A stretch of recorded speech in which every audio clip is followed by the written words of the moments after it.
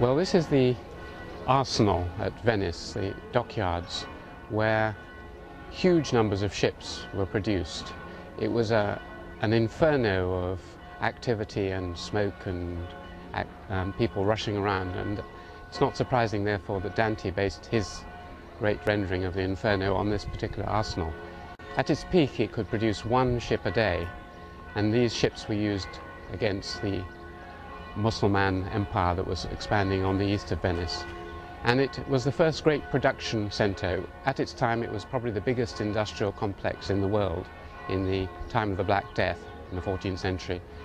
And it developed the idea of the division of labour, so you started with the one group of workers working on one part of a ship. Then it was moved through the dockyards, and at the end it sailed out and it went past a whole lot of windows, and they would pass the ropes, they would pass the different contents of the ship, and by the time it got to the sea and went out into the sea, it was fully complete. So here we have the prototype of the Industrial Revolution, and yet, surprisingly, it never quite developed into an industrial society.